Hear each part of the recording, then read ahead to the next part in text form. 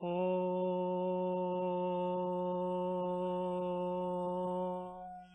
नमः सिद्धेभ्यः। ॐ नमः सिद्धेभ्यः। ॐ नमः सिद्धेभ्यः। नमो अर्हन्ताणं नमो सिद्धाणं नमो आयर्याणं नमो उवज्झायाणं नमो लोये सवसाहुणम् ऐसो पंचनमो यारो सव पावपणासनो मंगलाणं च सवेसिं परमं हवै मंगलम्। नमः समय साराय स्वानुभूत्या चकासते चित्स्वभावाय भावाय सर्वभावान्तरच्छिदे ध्रुवमचलमणो वमं गदिं पत्ते समय पाहुड मेणमो सुद केवली भणिदम।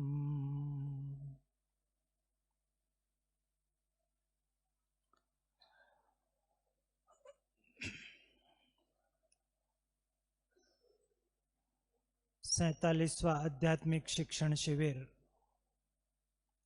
स्वर्ण जयंती महोत्सव आचार्य कुंदकुंद भगवान द्वारा विरचित 415 गाथाओं में लिपिबद्ध यह समयसार ग्रंथ जो पूज्य गुरुदेव श्री के हाथों में आया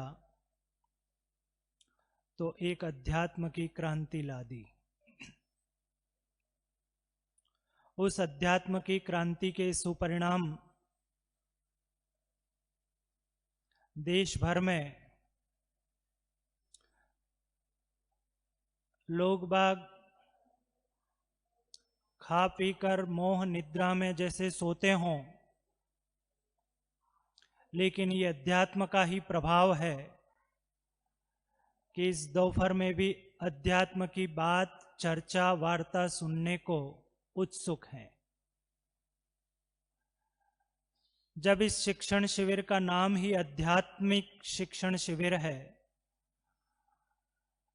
तो कौन सी गाथा लूं, क्या श्लोक लूं, कौन से आचार्य को आधार बनाकर बात करें, तो नजर जहां पर जाकर के टिकी वह है जिन्हें महापंडित टोडरमल जी साहब ने भी रहस्यपूर्ण चिट्ठी में लिखा कि इस युग में यदि किन्हें अध्यात्म का ज्ञान प्राप्त करना हो, अध्यात्ममय जीवन व्यतीत करना हो,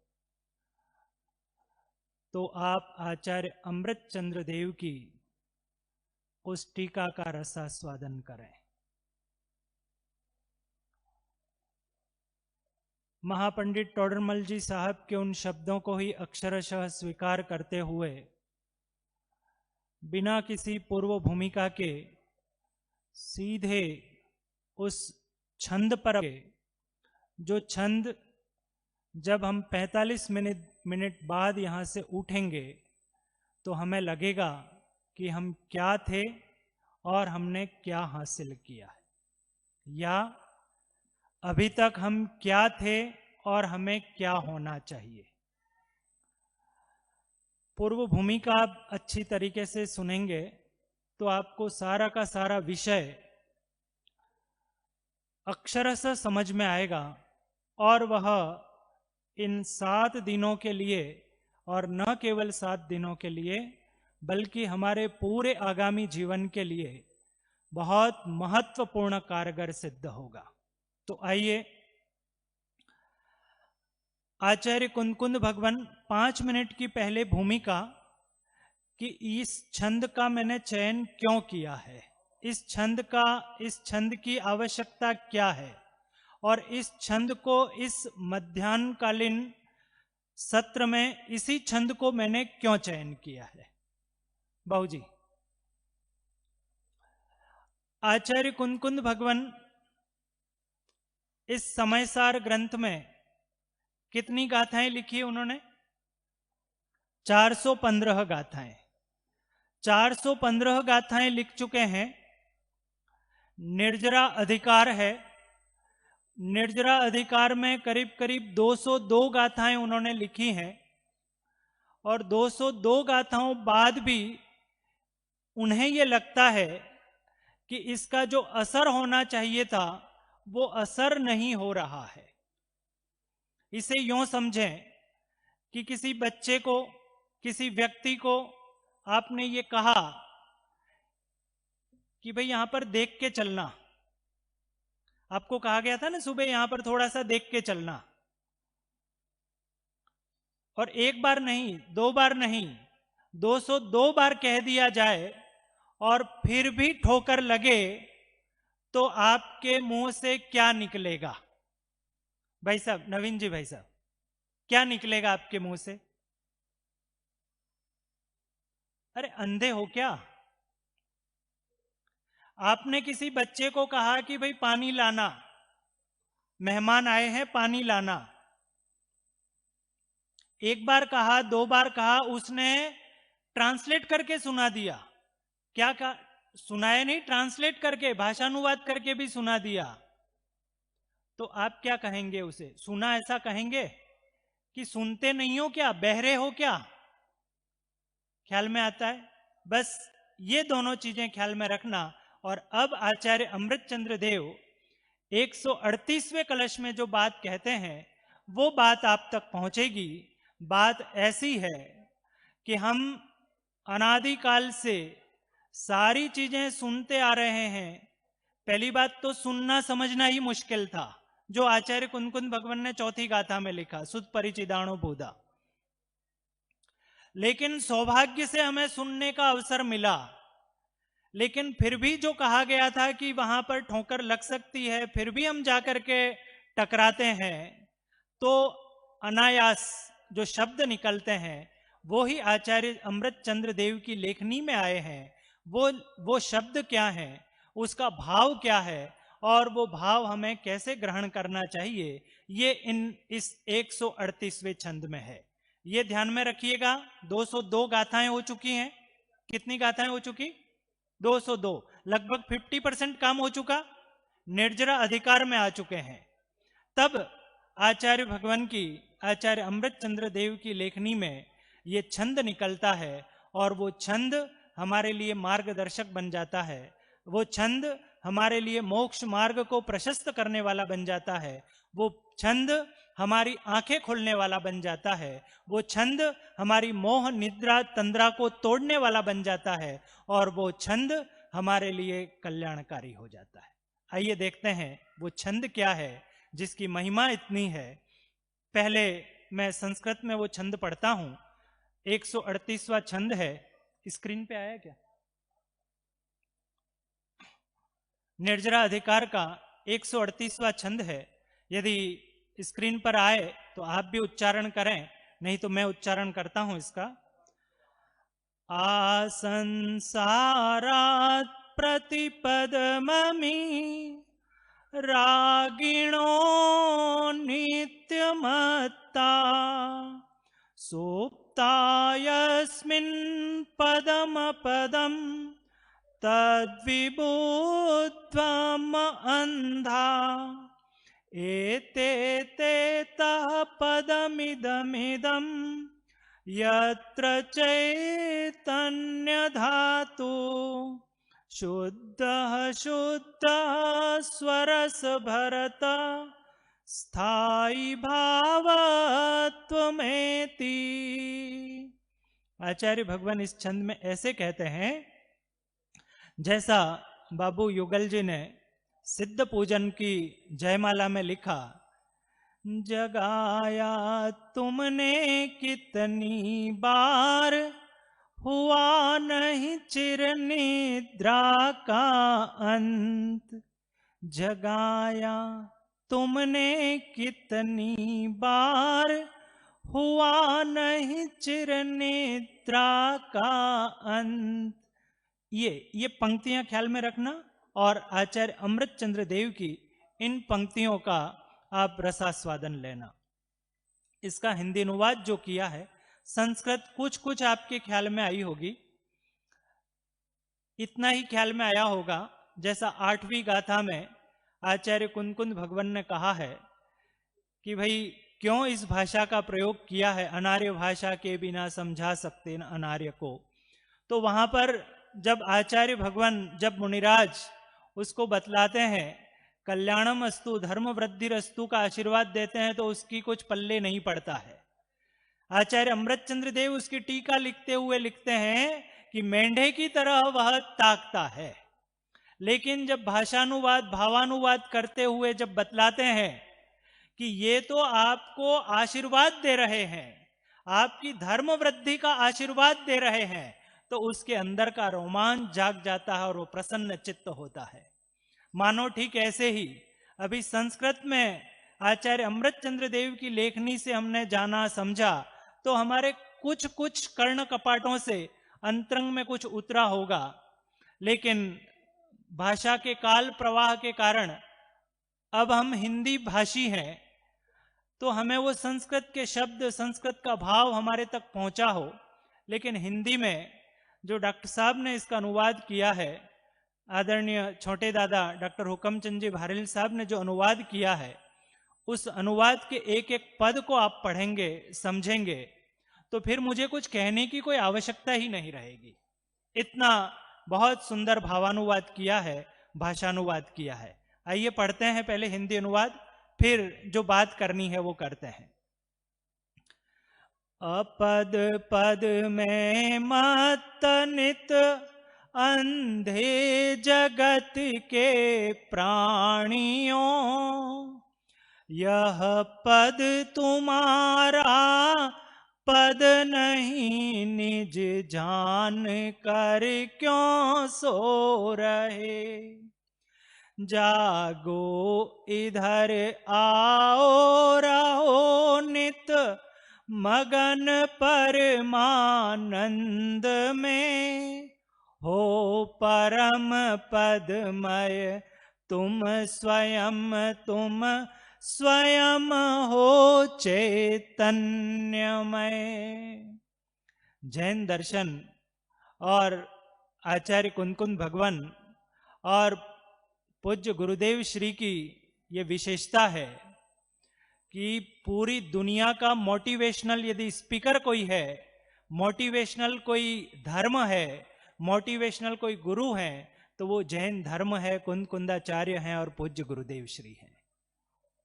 जहां सारी दुनिया पागल, मूर्ख और न जाने क्या क्या करके उपमाओं से उसे सुशोभित करती हो, उनको संबोधित करती हो, लेकिन जैन दर्शन उसे पशु से परमात्मा बना देता है, पत्थर से भगवान बना देता है, वह पामर से परमात्मा बना देता है। ऐसी बात इस छंद में की गई है, ऐसा ये जिनागम है, ऐसा जैन दर्शन है। तो बात करते हैं यहां पर कि आप और हम सभी सारे जगत के जीव जो हमारा पद नहीं है उसमें तन्मय हो रहे हैं, मस्त हो रहे हैं, व्यस्त हो रहे हैं, अभ्यस्त हो रहे हैं। तब आचार्य अमृतचंद्र देव की लेखनी से ये शब्द निकलते हैं। तब आचार्य कुंदकुंद भगवान के हृदय में बैठ करके आचार्य अमृतचंद्र देव ये लिखते हैं। इसकी भूमिका जो पूर्व में मैंने कही, कैसे किस तरीके से ये पंक्तियां आचार्य अमृतचंद्र की लेखनी से प्रसूत हुई होंगी, क्या परिस्थितियां रही होंगी। ख्याल में आता है ना, 2 बार कहा, 4 बार कहा, 50 बार कहा, 1000 बार कहा, तो लगता तो हमें है कि क्यों ऐसा बोल रहे हैं, क्यों ये गुस्सा कर रहे हैं, क्यों ऐसा क्रोध कर रहे हैं। एक परिस्थिति और खड़ी करता हूं आपको कि एक बच्चा जिसे ये कहा गया है कि आपको मीठा नहीं खाना है, बच्चे के लिए, बच्चे को ये कहा गया है कि उसे मीठा नहीं खाना है, उसकी मां उसे मीठा नहीं परोसती है, वो बच्चा रोता है तब भी उसे नहीं परोसती है, लेकिन उसकी ताई या चाची या और कोई पड़ोसन उसे ये कहती कि क्यों बच्चे को रुलाती हो, बच्चे को रुलाने से क्या फायदा, बच्चा जो मांग रहा है वो दे दो ना। सारी दुनिया को तो ऐसा दिखता है कि ये मां उसकी वैरी है और ये जो चाची ताई पड़ोसन ये बहुत उसकी हितैषी है। चर्म चक्षुओं से देखते हैं तो बाहर के सारे लोग हितैषी दिखते हैं और मां वैरी दिखती है कि नहीं दिखती है। लेकिन यथार्थ में जाके देखो तो डॉक्टर ने उसको कहा है कि शुगर का एक भी कण यदि उसके पेट में जाता है तो ये उसका जानलेवा हो सकता है। तो वो मां उसे भले रोने देती है, लेकिन बाहर में दिखने वाला तो दिखता है कि ये मां उस पर क्रोध कर रही है, बच्चे को रुला रही है, लेकिन रोते हुए बच्चे में भी उस मां के अंदर जो प्रेम बैठा हुआ है वो हमें चर्म चक्षुओं से नहीं दिखता है।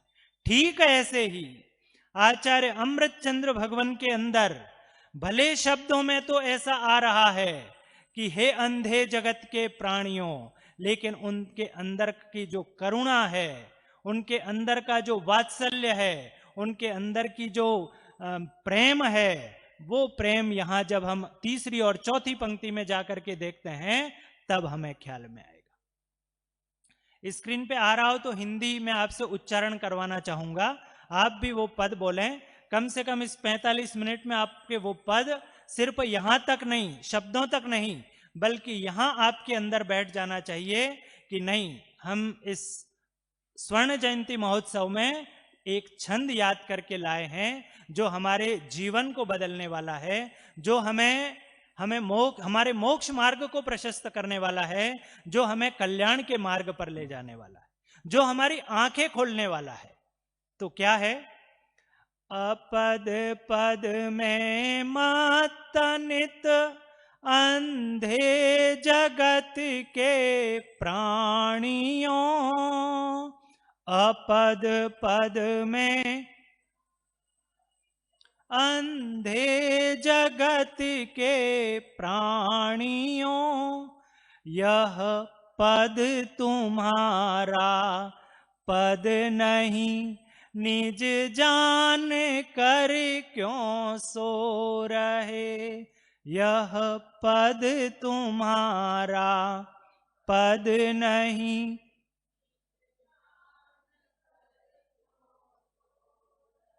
अब देखो तीसरी पंक्ति में जो है, जागो इधर आओ रहो नित मगन परमानंद में, जागो इधर आओ रहो नित मगन परमानंद में, हो परम पदमय तुम स्वयं हो चैतन्यमय। क्या कह रहे हैं आचार्य भगवान? आचार्य भगवान ये कह रहे हैं कि हम सभी प्राप्त पर्याय में जो तन्मय हो रहे हैं, हम सभी जो हमें प्राप्त हुआ है उसमें ही संतुष्ट होकर के इतने मस्त हो गए हैं कि मैं त्रिकाल शुद्ध हूं, मैं परम शुद्ध हूं और मैं ऐसा हूं कि इस पर्याय में ही परम पवित्र दशा को प्राप्त कर सकता हूं, ऐसी ताकत मुझ में है। वो सुनने की हमारे पास जो समय नहीं है उसके लिए यहां पर जगा रहे हैं। मानो ऐसे कह रहे हैं कि जब पहली बार जब मैंने रेल यात्रा की और सबसे पहली बार रेल यात्रा मैंने मुंबई से करी थी भाई साहब। जैसे ही शास्त्री का करीब करीब पूर्ण होने को था, शास्त्री अंतिम वर्ष में था, और अध्यात्म स्टडी सर्कल की व्याख्यानमाला में वहां आया था, और वहां की व्याख्यानमाला पूर्ण करके 10 लक्षण के लिए मुझे उदयपुर जाना था। रिजर्वेशन टिकट था, लेकिन अपन को नहीं पता कि कहाँ बैठना होता है, कैसे बैठना होता है। ट्रेन जाने को थी और जैसे ही दौड़ते भागते ट्रेन पकड़ी और जो डब्बा हाथ में आया, जिसे साधारण भाषा में जनता क्लास कहा जाता है, उसमें चढ़ गया। वहां पर जैसे ही चढ़ा, बहुत भीड़ भाड़ थी, थोड़ी बहुत ट्रेन आगे बढ़ी होगी, बोरीवली आया होगा या जो भी स्टेशन आया होगा, तो मुझे अपना सामान रख करके अपने को बैठने की जगह मिल गई। तो मुझे ऐसा लगा कि बहुत अच्छा सारा सफर कट जाएगा और आराम से बैठने को जगह मिल गई। जब वहां पर टीटी आया, शायद जनता क्लास में टीटी नहीं आता है, लेकिन मेरे उदाहरण में आता है। वो टीटी आया और उसने ऊपर से नीचे तक देखा और देख करके यूं कहा कि भाई साहब, आप देखने में तो पढ़े लिखे लगते हो टिकट देख करके। मैंने भी कहा कि ऐसा क्या हुआ? तो उनके कहने का आशय था कि तुम्हारा जो टिकट है वो तो ऐसी फर्स्ट क्लास का है, भीड़ भाड़ से रहित, आराम से, शांति से, इस भीषण गर्मी में आराम से तुम सफर कर सकते हो, और यहां भीड़ भरे इस जनता क्लास में बैठ करके थोड़ी सी जगह क्या तुम्हें बैठने को मिल गई कि ऐसा लग रहा है कि ऐसी जगह जो मुझे मिल गई है, मेरा सफर आराम से कट जाएगा। क्या हम सभी की स्थिति वैसी की वैसी ही नहीं है कि थोड़ी बहुत बाह्य की अनुकूलताएं मिल गई, किसी को नौकरी मिल गई, किसी को व्यापार धंधा मिल गया, किसी को अनुकूल पत्नी मिल गई, किसी को अनुकूल पति मिल गया, अनुकूल बच्चे मिल गए, तो ऐसा लगता है कि मेरे समान कोई सुखी नहीं है। अपनी अपनी अंतरात्मा से पूछना, अपने हृदय पर हाथ रख करके देखना कि हम क्या बनने को आए थे और कहां व्यस्त, त्रस्त और अभ्यस्त हो गए। हम यहां से जाना तक नहीं चाहते, हम यहां से उठना तक नहीं चाहते, हम ऐसे अभ्यस्त हो गए हैं। तब आचार्य अमृतचंद्र देव की लेखनी से निकलता है कि यह पद तुम्हारा पद नहीं, निज जान कर क्यों सो रहे। अब देखो, थोड़ा सा मैं गुरुदेव श्री का स्मरण करता हूं। गुरुदेव श्री इस व्याख्या, इसकी क्या व्याख्या करते हैं इस छंद की, इस पद की। चूंकि अपने पास समय लिमिटेड है और लिमिटेड समय में बहुत सारी बातें मुझे कहनी है। आपको समझ में तो आ रहा है ना? आपको ख्याल में आ रहा है? माता जी, मैं बोल रहा हूं वो समझ में आ रहा है? छंद है वो समझ में आ रहा है? उसका भाव भाषण हो रहा है? तो क्या कहते हैं पूज्य गुरुदेव श्री इस छंद की व्याख्या करते हुए? क्या कहते हैं? बहुत सारा अपने व्याख्यान में उन्होंने बोला है, लेकिन मूल बात आप पकड़ना। क्या कहते हैं? वो लिखते हैं कि यहां पर आचार्य अमृतचंद्र देव की करुणा प्रकट हुई है। भाई साहब, बाबू जी, क्या लिखते हैं कि यहां आचार्य अमृतचंद्र देव की करुणा प्रकट हुई है। कैसी करुणा प्रकट हुई है? यही आचार्य कुंद भगवान 72वीं गाथा में, जहां पर भगवान कह करके संबोधित करते हैं, हर जीव को भगवान कहते हैं ना 72वीं गाथा में। 72वीं गाथा में जहां भगवान कह करके संबोधित करते हैं, वहीं पर यहां 138वें कलश में वो अंधा क्यों कह रहे हैं? समझ में आया? एक और जहां सर्वोत्तम पद की बात कही, वहां पर वह पर्याय की ओर कह रहे हैं। तो ऐसा आखिर कारण क्या है? तो कारण यह है कि वह आज दिन तक अपनी पर्याय में, दोनों तरफ से ध्यान देना, कि वो अपनी पर्याय में या तो अपने को देव मान रहा है या अपने को मनुष्य मान रहा है। मनुष्य में कोई स्त्री मान रहा है, कोई पुरुष मान रहा है, कोई बालक मान रहा है, कोई धनवान मान रहा है, कोई क्या मान रहा है। तो वो पर्याय में व्यस्त है, अभ्यस्त है, त्रस्त है। तब आचार्य भगवान कहते हैं कि तू तो भगवान है। और उसी पर्यायों में व्यस्त, त्रस्त, अभ्यस्त है, तो फिर पर्याय की ओर से उसको कहते हैं कि तू अंधा है क्या? कि तू अंधा है कि तेरे को हम भगवान कह रहे हैं और तू इसी में अपने आप को सेठ, स्त्री, पुरुष, देव ये मान करके पर्याय में व्यस्त हुआ चला जा रहा है। तब पूज्य गुरुदेव श्री वहां पर लिखते हैं कि दोनों में एक और यदि भगवान कहा है 72वीं गाथा में, 138वीं गाथा में, 138वें श्लोक में आचार्य अमृतचंद्र देव यदि तुझे अंधा कहते हैं, तो दोनों जगह एक ही उद्देश्य है, और वो उद्देश्य है पर्याय से हटाना, पर्याय से विमुख करना। जो पर्याय दृष्टि है उस पर्याय दृष्टि से हटाना ही मूल उद्देश्य है। ये 138वें कलश का उद्धरण, उसका व्याख्यान करते हुए पूज्य गुरुदेव श्री कहते हैं, यदि हम आचार्य कल्प पंडित टोडरमल जी साहब का स्मरण करें तो वो पंक्तियां आपके चित्र मानस पटल पर अंकित होती होंगी कि जैसे किसी दरिद्री को अमृतपान कराएं और वह न करे, किसी कोढ़ी को, है ना, दरिद्री को तो क्या करवाएं? दरिद्री को कौन सा? चिंतामणि। दरिद्री को तो चिंतामणि रत्न का अवलोकन करवाएं और न करे, कोढ़ी को अमृतपान करवाएं और न करे, लिखा ना आचार्य कल पंडित टोडरमल जी साहब ने। तो ऐसे ही तब वहां लिखते हैं कि उसके अभाग्य की महिमा नहीं गाई जा सकती।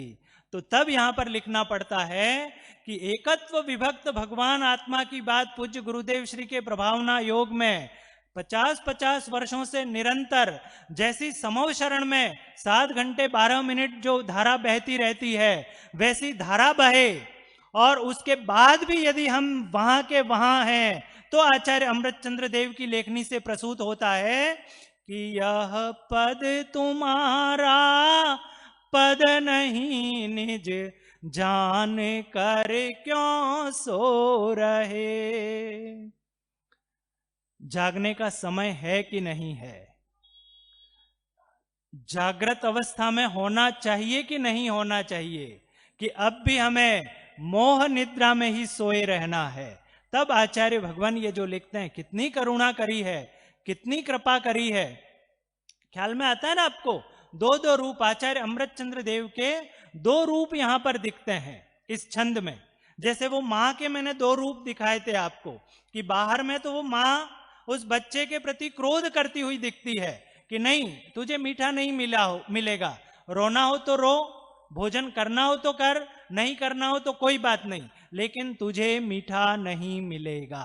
जगत की दृष्टि में तो वो मां उस बच्चे की क्रोधी दिखती है, लेकिन उसके अंदर का जो वात्सल्य का सरोवर उसके उमड़ रहा है वो किसी को नहीं दिखाई देता है। ऐसा ही यहां पर आचार्य अमृतचंद्र देव जब लिखते हैं अंधे जगत के प्राणियों, तो हमें वो लगता है कि आचार्य अमृतचंद्र देव हम पर गुस्सा कर रहे हैं, हम पर क्रोध कर रहे हैं। लेकिन आगे की 2 पंक्तियों में आप देखोगे तो आपको ख्याल में आएगा कि क्या कहते हैं आचार्य अमृतचंद्र देव। आचार्य भगवंतों को, जिनागम को ऊपर ऊपर ऊपर ऊपर पढ़ने से कुछ भी हासिल होने वाला नहीं है। जितने गहरे जाएंगे, जितने अंदर उनके हृदय में जाकर के पेट करेंगे, तब उसका भाव भाषण होगा।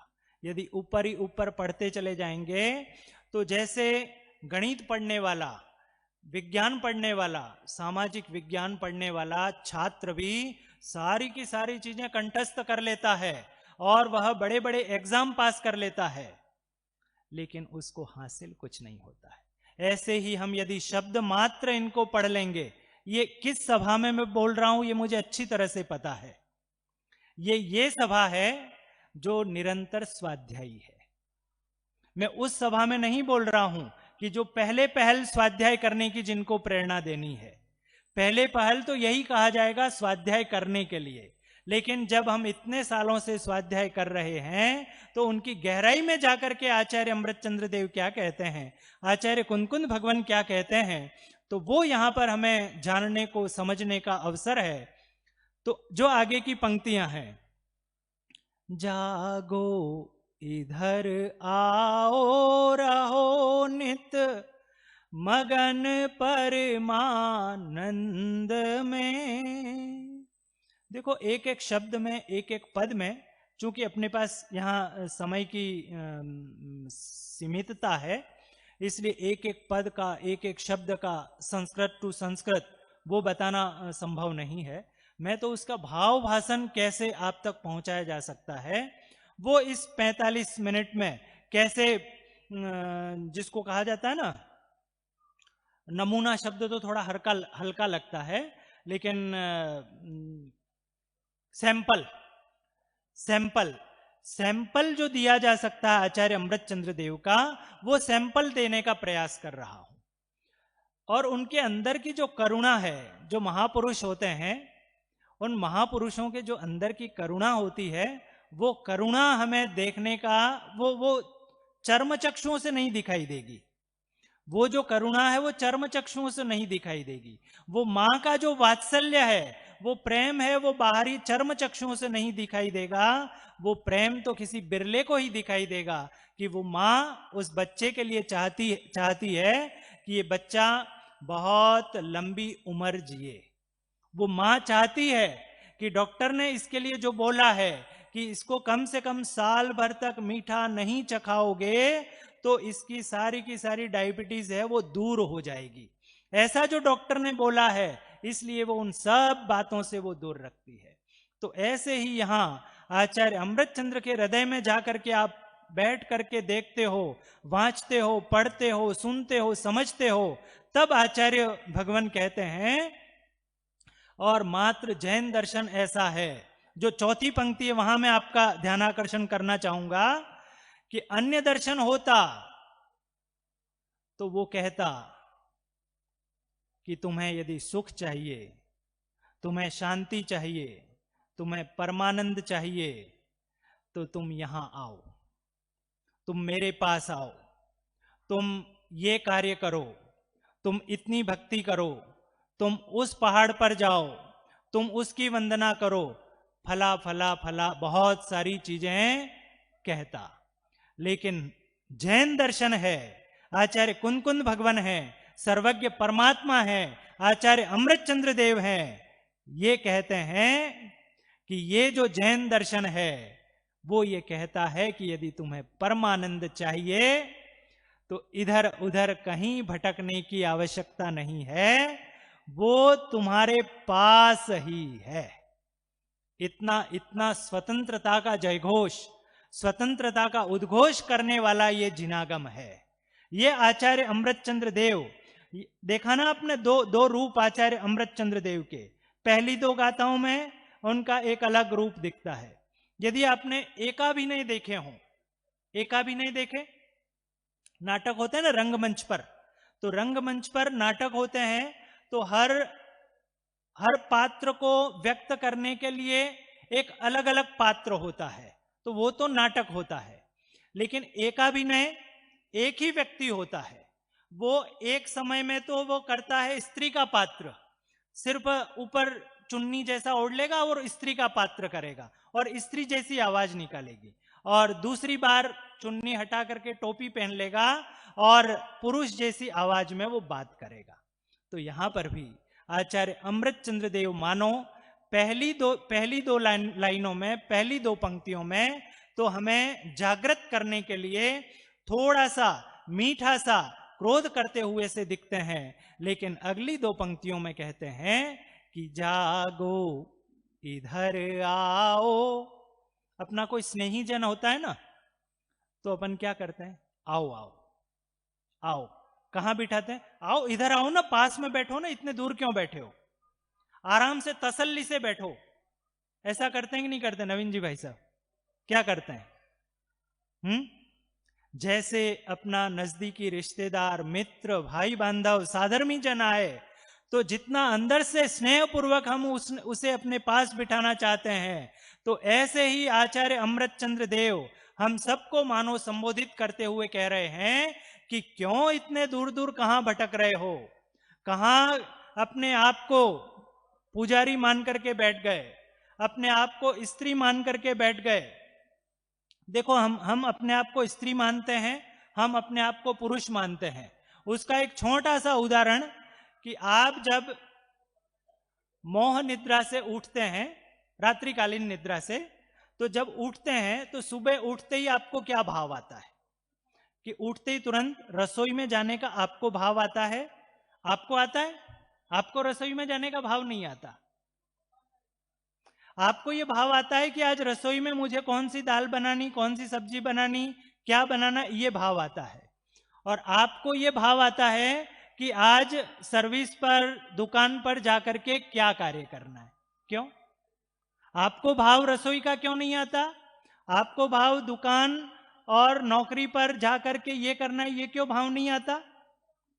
क्योंकि आज दिन तक हमने अपद में अपने आप में मस्त व्यस्त त्रस्त हो रहे कि मैं अपने आप को पुरुष मान रखा है, हमने अपने आप को स्त्री मान रखा है।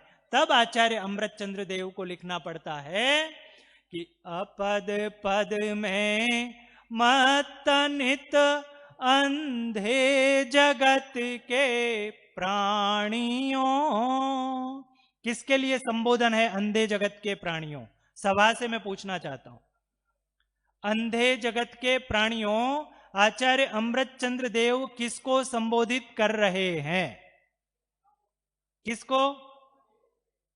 मेरे को, अपने स्वयं को, हमको संबोधित कर रहे हैं कि हे प्राणी, तू अपने आप को अपद में, अपने आप को पुरुष मान करके, अपने आप को स्त्री मान करके, अपने आप को विद्वान मान करके, अपने आप को पंडित मान करके, dash dash dash dash dash dash, कोई अंत नहीं है उसका। क्योंकि हम जब जहां होते हैं वो ही मान करके अपने आप को मस्त व्यस्त त्रस्त हो जाते हैं। छोटी छोटी बातें देखो ना, ट्रेन में यात्रा कर रहे होते हैं और वो सीट हमको लगती है कि ये सीट तो हमारी ही है, हम उसको छोड़ना नहीं चाहते, किसी को बैठाना तक नहीं चाहते उस पर। तब आचार्य अमृतचंद्र देव की लेखनी से ये शब्द निकलते हैं, अपद पद में मत नित अंधे जगत के प्राणियों, वह पद तुम्हारा पद नहीं, निज जान कर क्यों सो रहे। जागो इधर आओ, रहो नित मगन परमानंद में। यदि अभी तक आपका ध्यान नहीं गया हो तो इस चौथी पंक्ति पर ध्यान दीजिएगा। क्या कहते हैं आचार्य भगवान? वो कहां है? हो परम पद मय तुम स्वयं, तुम स्वयं हो चैतन्यमय। मेरा पद तो चैतन्यमय पद है, जो आज दिन तक मैं भूला भटका रहा, इसीलिए मैं अपने उस परम पद को पा नहीं पाया था। इसीलिए दौलत राम जी साहब इसीलिए लिखते हैं छह डाला में, कहा रचो पर पद में, न तेरो पद यहें, क्यों दुख सहें, अब दोल हो सुखी स्वपद, रचि दाव मत चूको यहें। हमें जो ये मनुष्य पर्याय प्राप्त हुई है, हमें जो ये मनुष्य भाव मिला है, यह मनुष्य भाव जो अपद हैं, उन सब अपदों को विराम दे करके उस परम पद में स्थित होने के लिए मिला है। इसीलिए शांति पाठ में भी लिखा है, निज घर बिना विश्राम नाही, आज यह निश्चय हुआ, मोह की चट्टान टूटी, शांति निर्झर बह रहा। इस अपद पद को छोड़ करके जिस पद में हम व्यस्त त्रस्त अभ्यस्त हो रहे हैं, ऐसे अपदों से मोह छोड़ करके हम उस परम पद जो आचार्य अमृत चंद्र देव ने हमें दिग्दर्शित किया है, जिससे हमारा मोक्ष मार्ग प्रशस्त होगा। ऐसे मोक्ष मार्ग को प्रशस्त करने के लिए ऐसे हम परम पद में स्थित हों, ऐसी भावना से आज के इस स्वाध्याय से मैं यहीं विराम लेता हूं। अभी हम सबने बांसवाड़ा से पधारे पंडित हितेश जी शास्त्री का समय सारणी पर मांगलिक व्याख्यान का लाभ लिया।